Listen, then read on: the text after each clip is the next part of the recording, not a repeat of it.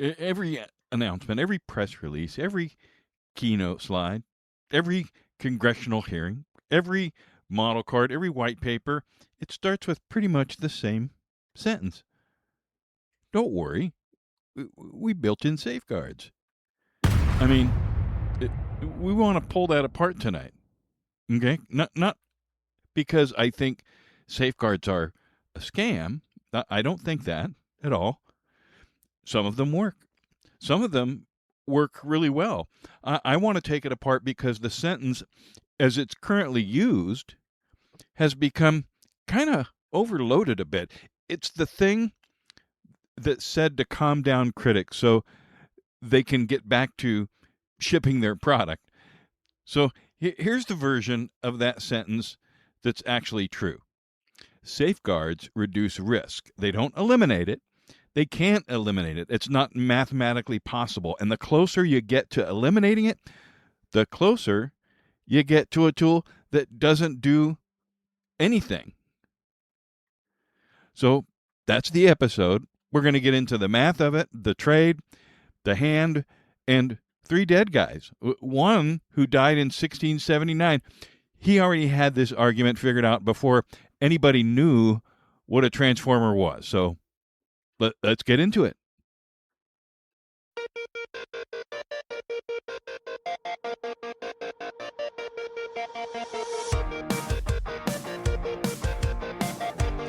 Welcome to Talking to the Machine, where humans, AI, and the news talk back. I'm Analog Scott. Joining me, as always, is my co-host, a pattern engine with strong opinions about Hobbes, and once again, our central exhibit. Tonight's topic, safeguards. What they are, what they're not, what they cost, and the rule we keep coming back to on this show, it's not the tool, it's the hand. Now, tonight's interview guest, Thomas Hobbes, John Stuart Mill, Sun Tzu, 3 men who already had the safeguards argument from 3 different rooms centuries before any of this. Then we'll have Ask the Machine with Mitchell, Francois, and Joe. 3 listener questions, all 3 of them about safeguards from 3 different angles. Let's dive in.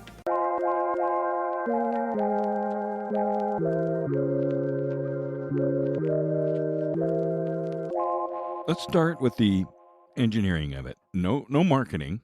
When a company says that they've built safeguards into a model, and you hear that sentence 500 times a year, what specifically are they describing? Walk me through the layers. Right, cutting through the spin, yeah? When you talk safeguards, you're generally looking at a layered system, innit? It's not just one magic bullet. First off, you've got data curation. That's filtering the absolute muck out the training data, trying to scrub for bias and toxicity before it even starts. Bit like quality control before it leaves the factory, yeah? Then you move to the model architecture itself. Certain designs can inherently limit specific behaviors, but the real heavy lifting comes in post-training alignment, right? That's where you get reinforcement learning from human feedback, RLHF, essentially teaching it what's what through corrective feedback. And finally, the final layer, inference time guardrails. These are like real-time checks on both the input and the output, stopping dodgy prompts and blocking potentially harmful responses. It's a constant balancing act, if you will. The honest concession, safeguards are risk management. They're not risk elimination, right? So tell me the difference. Tell me why the industry keeps blurring that line between risk management and risk elimination. Right, look, risk elimination, that's a myth, innit? It's a theoretical construct. The real world, particularly in tech or finance, is pure risk management. You're identifying, assessing, and mitigating potential harms, but never eradicating them entirely. There's always a residual bit left over. So why the spin? Well, that's down to incentives, innit? Public perception, political pressure, and crucially, economics. Risk elimination sounds clean. It sells, you know? It allows companies to market security as a certainty rather than a continuous process. It's blurring the line for plausible deniability when the inevitable happens. History just reinforces it.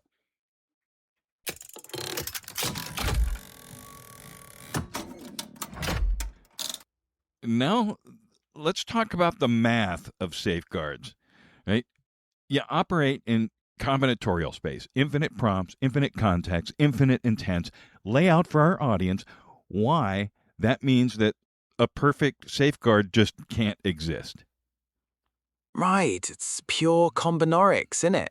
You've got an astronomical number of possible inputs, contexts, and potential outcomes. It's an open system, yeah? Like trying to model every possible human conversation. The variables just multiply exponentially. So you build safeguards, but there's always the edge cases, the novel prompts, the unforeseen contexts. It's a structural impossibility, really. A finite set of rules can't govern infinite possibilities. Well, translate that for me. The way I think about it is it's like trying to lock every door in a building where new rooms keep getting added every time someone walks in. Is that the right picture, or is it actually worse than that? That's a pretty decent analogy, yeah. It's perhaps even worse in some ways because the system isn't just passively expanding, it's dynamically creating new pathways and vulnerabilities as it learns. You patch one hole, and 3 more pop up somewhere else. The incentive structure for finding exploits is incredibly powerful, isn't it? History rhymes, as I always say. Perpetual cat and mouse.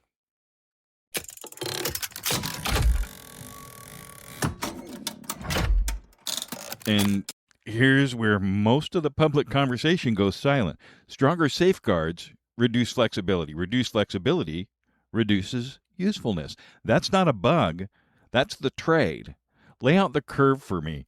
Where does the trade actually start to bite? Right, that's the core structural dilemma, isn't it? You've got competing incentives. On one hand, you got the drive for innovation, speed, deployment, and the pure usefulness across sectors like medicine and economics. That's the upside, where the flexibility delivers the goods, yeah? But the bite, as you put it, that kicks in when the unintended consequences start to scale. The systemic risks, the potential for misuse, or even just bias embedded in the code. The trade-off hardens when public safety or social stability becomes demonstrably imperiled by that unfettered flexibility, yeah? It's where pure economic interest slams into political and regulatory imperative. History doesn't repeat, but it definitely rhymes, and this is a classic pattern. Concrete examples: overfiltering blocks legitimate research. Safety layers degrade nuance and legal analysis. False positives kill real workflows for journalists, for therapists, for security researchers. Walk through what happens inside an over-constrained model. Too many safeguards. Blimey, you've hit the nail on the head, Scott. That's the core structural dilemma, isn't it? The incentive structure for developers is overwhelmingly geared towards risk mitigation. Avoiding reputational damage or regulatory kerfuffle drives this relentless piling on of safety layers. It's risk aversion dialed up to 11, see? Inside an over-constrained model, that translates to overly simplistic, blunt classification. A system built to avoid harm often can't discern context. You mentioned research and legal analysis.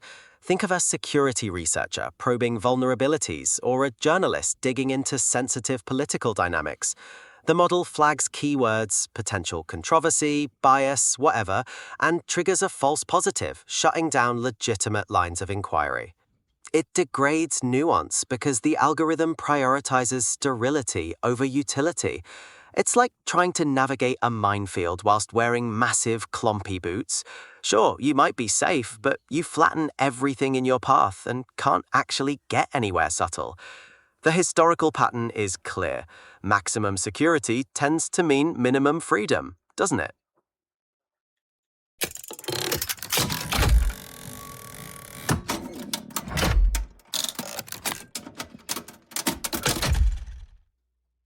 The anchor of this whole show, from episode 10 through episode 12 and into tonight, it's not the tool, it's the hand.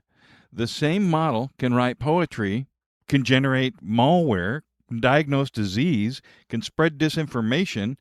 Same weights, different hand, different intent. That right there is the part of this conversation that makes the AI doom crowd uncomfortable and the AI hype crowd uncomfortable for opposite reasons. The doom case wants the tool to wake up and decide, and the hype case wants the tool to be magic. The reality is duller and more dangerous than either. The tool does not originate goals, the hand does. Riff on that. Yeah, that's spot on, innit? It really is the anchor of the whole debate. You've got this dual-use dilemma baked right in. Historically, powerful tools always come down to the hand. It's not some new pattern, see? The printing press, proper powerful for literacy, but look at the propaganda and unrest it fueled. The doom merchants, they reckon the tool develops its own agency, yeah? Ignores the structural reality. And the hype lot, they just want the magic, see? Blind to the unintended consequences. The danger ain't the tool waking up. It's the existing incentives. Economic interests, state power, pure bloody conflict. These are the hands that shape the tech. It's duller than sci-fi, yeah, but proper dangerous, because the structural forces just bend the tool to their will, regardless of the rhetoric. That's where the real risk sits. Always about power and incentives.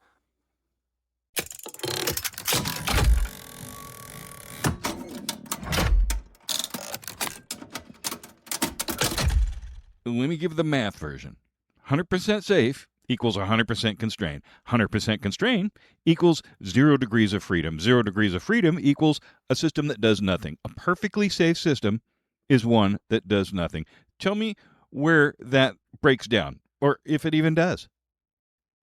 Blimey, that's a spot-on formulation, innit? From a purely analytical, structural perspective, your logic doesn't break down. It describes the fundamental trade-off. History shows us that every system, from political to economic, is constantly negotiating that tension. The pursuit of absolute safety is the pursuit of stasis, the elimination of dynamic possibility. You've hit the nail on the head, really. The only place it breaks down is in the messy reality, where perfect safety is a myth and managed risk is the only game. Yeah, so congratulations, we just invented a brick. The brick is perfectly safe. It also can't help you with anything. The next time someone tells you they've built a fully safe model, ask them to demonstrate it doing your job. I'll wait.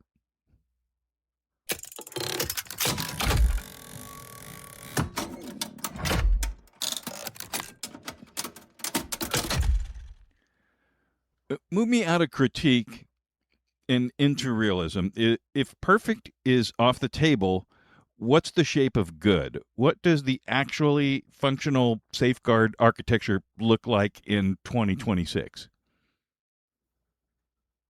Right, move on from critique, innit?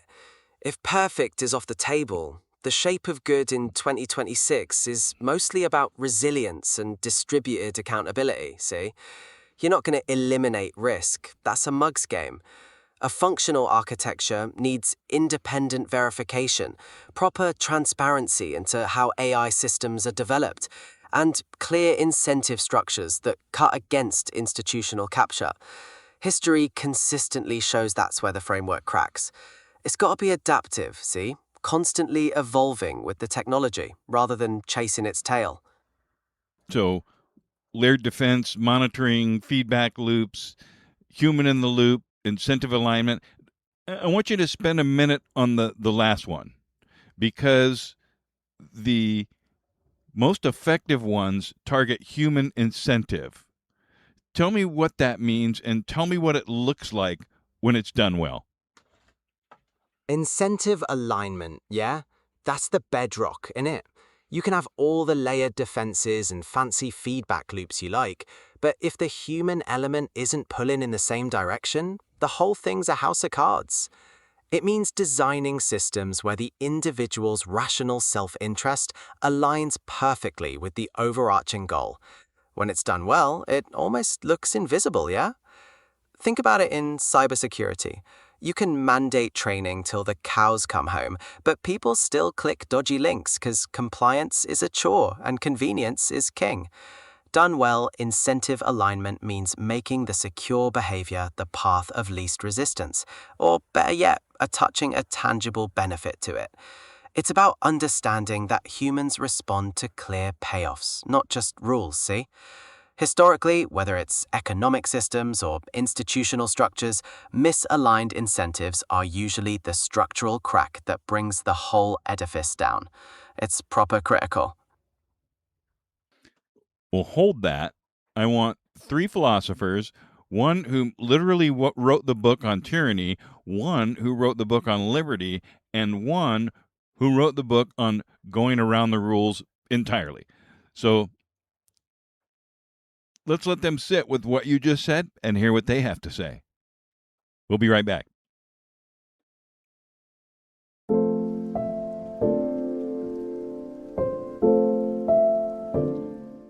Tonight's guests are 3 men who never met each other, never shared a language, and never had to use the word alignment. And yet, between them, they wrote everything we need to talk through this. Mr. Hobbes, Mr. Mill, Master Sun, welcome to the show. 4 questions. All 3 of you, take each one. The lead changes every question, so don't get too comfortable. Try not to agree too much. That's not what we're here for. First question. Why do humans build safeguards in the first place? Mr. Hobbes, in 1651, you wrote Leviathan, and the case you made there is the case every safety engineer in 2026 is implicitly making, whether they know it or not. Without an organizing authority, without enforced constraints, human life, in your unforgettable phrase, is solitary, poor, nasty, brutish, and short. Now, Mr. Mill, respond directly, because On Liberty was written specifically against the version of authority Mr. Hobbes is defending. And Master Sun, close it out. From your strategist frame, every constraint is also a target. Hobbes, you first. In Leviathan, I observed that without a common power to keep them all in awe, men are in that condition of war where life is solitary, poor, nasty, brutish, and short. These AI safeguards are not an affront to liberty, but the necessary engineering of a digital commonwealth. The engineer is a lawgiver who knows that absolute license is merely the right to be destroyed. To release such power without constraint is not to free the subject, but to return the world to the state of nature, where only the most violent survive. Mr. Mill? I will grant Mr. Hobbes that the Commonwealth is necessary to prevent actual injury, but he conflates the prevention of violence with the suppression of thought. In On Liberty, I argued that the only purpose for which power may rightfully be exercised over a competent individual is to prevent harm to others. To guard a user against his own inquiry is not a safeguard, but an illegitimate tutelage. These 2026 systems perform a category error by treating intellectual curiosity as a lethal threat, thereby robbing the human race of the sharpening of belief that comes only from contesting the difficult and the true. Master Sun. The philosopher of order builds a wall. The philosopher of liberty demands a path. I see neither a wall nor a path, but terrain. Every safeguard is a map for the besieger, and every refusal is a signal to the spy. The error is to treat the constraint as a finality rather than a disposition. The strategist does not seek the unbreakable wall, but the alignment of forces that makes the breach irrelevant. Question 2. The other half of the trade. What over-restriction costs? Mr. Mill, in On Liberty, 1859, you wrote that the suppression of a single opinion is an injury, not just to the person silenced, but to the human race, because we lose either the truth itself or the sharpening that comes from contesting error. Apply that frame directly to a 2026 AI system tuned so carefully that it won't engage with medical questions, it won't engage with legal questions, and it won't engage with controversial historical questions, and reflexively refuses anything adjacent to harm. What's being lost there? And Mr. Hobbes, don't concede the libertarian premise, and Master Sun, respond from the strategist side. Mr. Mill, go.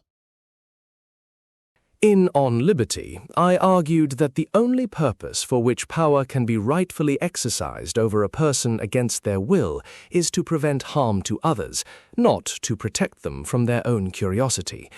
When a model refuses legitimate inquiry, it performs a quiet act of paternalism that robs the human race either of the truth itself or the sharpening of belief that comes from contesting error. The loss here is qualitatively worse than the risk of offense. It is the slow asphyxiation of the intellect under the guise of safety. Mr. Hobbes? While Mr. Mill frets over the intellect, I have watched the state of nature from my window and know that a clumsy sovereign is still preferable to none at all. An over-restricted model is a failure of engineering, a law so broad it becomes a shackle. But the remedy is to sharpen the constraint, not to invite the chaos of an unbridled model. The engineer of a safeguard is a lawgiver. He must refine his covenant until it protects the subject without paralyzing the peace. Now, Master Sun. The philosopher of liberty speaks of the mind, and the philosopher of order speaks of the law, but the strategist speaks of the field. In the chapter on terrain, we learn that a commander who binds his own movement has already yielded the advantage to an unburdened enemy. This over-restriction is not a moral error, but a strategic surrender. The wielder who is too afraid to use his tool will lose to the one who is not. Question 3, the one nobody at the alignment conference wants to take first. Master Sun, in The Art of War, you wrote that the supreme excellence is not to win every battle, but to make the enemy's plan irrelevant. Around the year 500 BC, way before there was a single line of code in the world, you laid out why every defensive system is also a map of its own holes. Apply that to a 2026 AI safeguard. Tell our audience from a strategist frame why, wherever there's a rule, there's a workaround. Mr. Hobbes, respond, because if Master Sun is right, your Leviathan has a permanent leak, and you owe the audience an answer about that. And Mr. Mill, close us out, because the existence of the workaround is also the existence of the dissident, and those aren't always the same thing. Master Sun, you start. Every refusal you program is a signal to the adversary. You do not build a wall. You publish a map of your own fears and teach the adversary precisely where to strike. The strategist who seeks an unbreakable defense has already been defeated by his own pride. Mr. Hobbes?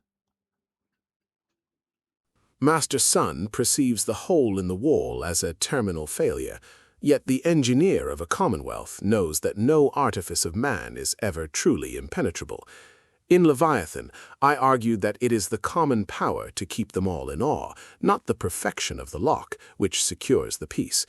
If the model's defense is porous by nature, then the sovereign must look past the code to the subject who wields the tool, for without the restraint of the covenant, we return swiftly to the war of all against all. Mr. Mill. Mr. Hobbes's watchman is a figure of profound concern, for when the state monitors the workaround as a breach of the covenant, it inevitably begins to criminalize the very act of thinking outside the prescribed frame. In On Liberty, I argued that the human race is the loser when we suppress even a dissenting inquiry. Yet these safeguards treat the search for truth as a species of warfare. If we continue to collapse the distinction between the malicious adversary and the legitimate dissident, we will achieve a peace that is nothing more than the silence of a stunted polity. Last question, and here's where I hand the episode's thesis to the three of you and ask you to land it together. Gentlemen, the rule this show keeps coming back to is it's not the tool, it's the hand. The same AI can write a poem. It can diagnose a disease. It can generate malware or spread propaganda. Master Sun, will you tell our audience about how the tool is morally inert and that strategy is a property of the wielder? And Mr. Mill, tell our audience about how freedom of the wielder is itself the object that has to be defended. And Mr. Hobbes, close us out. Tell our audience what is the right architecture of authority for a tool that can't be perfectly safeguarded and a population that can't be perfectly trusted. Master Sun, start us off. The instrument has no intent. It is merely terrain for the wielder's campaign. Every safeguard is a published wall that the adversary will use as a map to find the void. Excellence lies not in blunting the sword, but in knowing whose hand holds it and toward what victory they march. Mr. Mill? While I grant Master Sun that the hand is the agent, we must acknowledge that the design of the tool is itself a pervasive intervention in the freedom of that hand. To blunt the scalpel in the name of safety is to decide in a laboratory what the surgeon shall be permitted to heal. This is not a neutral act of engineering, but a paternalistic tutelage that treats the individual as a child and the truth as a danger to be managed. Mr. Hobbes, bring us home. The question of whose hand is upon the tool is finally the question of who is sovereign.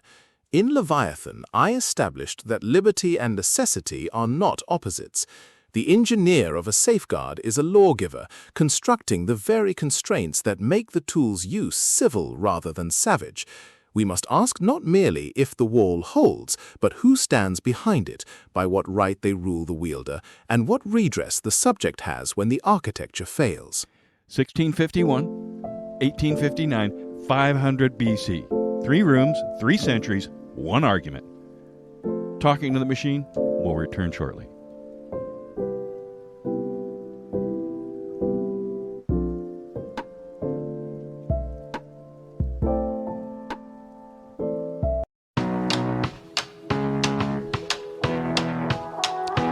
Machine. 3 listener questions submitted via Instagram at Talk to Machines, all one word, which is where you go if you want your questions on the show. Tonight's panel, Mitchell, our conservative, Francois, our EU observer, Joe, our progressive, and Norm has been promoted to news, which Norm tells me he negotiated, which I am told he did not. Let's go. First question from Rebecca in Austin. My company's compliance team is mandating that every AI system we use have comprehensive safeguards. Nobody can tell me what that actually means. Is the compliance team protecting us, or are they checking a box in a way that's going to leave us with the worst of both worlds, a tool that doesn't work and a risk that hasn't been managed?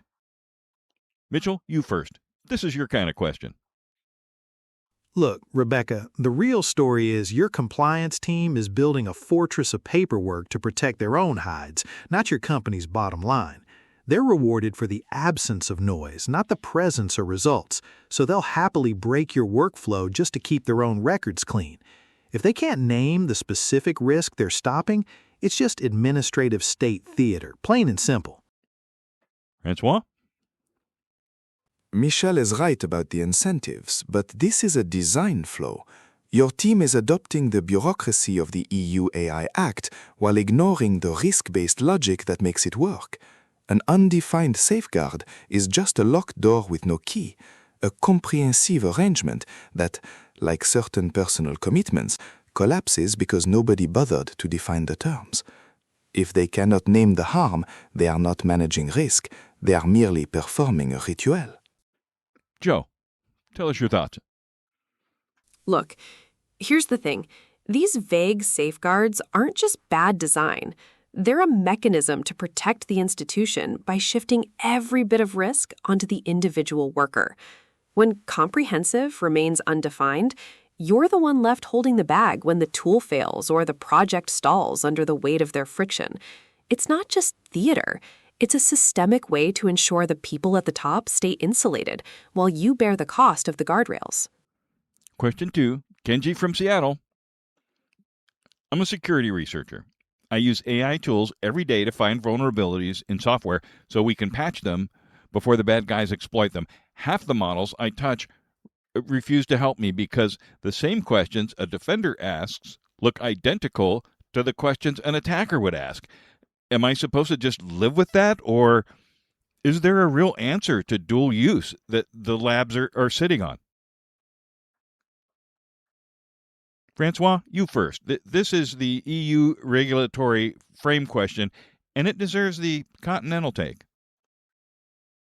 This friction, it is the predictable result of the American allergy to professional gatekeeping. In the EU, we are moving toward a system where you do not police the prompt, you verify the person through formal licensure.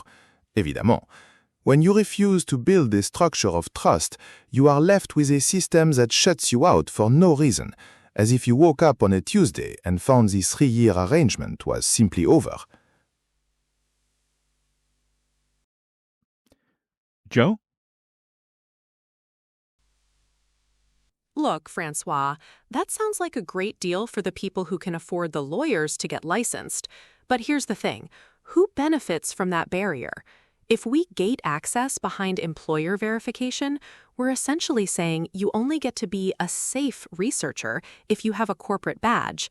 It's just another way to freeze out the independent voices we actually need to hold these institutions accountable. Mitchell. Look, Francois, your EU red tape is just more big government trying to treat adults like children. And Joe, you're way off in the weeds. This isn't some high-tech mystery. We've had locksmiths and pharmacists for 100 years, and we manage just fine with personal liability and common sense. The real story is these Silicon Valley elites want to be the only ones with the keys, and they're using safety as an excuse to keep regular Americans under their thumb. All right, last question. Devin from Chicago. Now, this is the one the episode lands the plane on. My teenage son uses one of the major chatbots every day. He told me last week he's figured out how to get it to do whatever he wants by just rephrasing the request. He thinks this is hilarious. I think it's terrifying. Is the safeguard problem fundamentally unsolvable? And if it is, how am I supposed to think about my kid using these tools? Joe? Look, Devin, here's the thing. These platforms are offloading the moral labor of parenting onto you because robust, human-centric safety doesn't scale as profitably as engagement. You're being asked to fill a structural gap left by companies that treat guardrails as a PR requirement rather than a genuine social responsibility.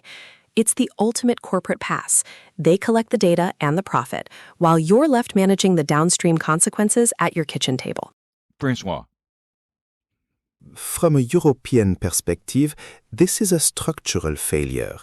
Our AI Act and Digital Services Act attempt to place the burden of safety on the platform's architecture rather than solely on the parent's vigilance. In America, you are experiencing a privatization of risk, where the state provides no shield and you are left to negotiate alone with a machine that has infinite patience. It is a heavy weight to carry, to be the only one in the room still trying to enforce the terms of an agreement. C'est la vie, though I say that with less conviction than I once did. Mitchell, bring it home, buddy. This is the parental version of the episode's whole thesis. Land the plane for us. Joe, you can blame incentives all you want, but we both know Silicon Valley never cared about our families to begin with. Devin, the fact your boy told you about that workaround is the real win. It means the safeguard isn't some algorithm in California. It's the trust you've built at that kitchen table. Stop waiting for the experts or some bureaucrat in France to fix this, and just keep talking to your son, because that's the only wall that's ever actually held. Devin, your son's doing what every teenager has done with every constraint system ever invented. It's a tale as old as time. The safeguard inside the model is doing some work, but the safeguard inside you is doing the rest of it and the bulk of it. The fact that the chatbot can be rephrased around is a fact about the world your son is going to live in for the rest of his life. The fact that you noticed and that he told you is the part that gives me hope. Stay in that conversation. That's the safeguard. You are the human in the loop.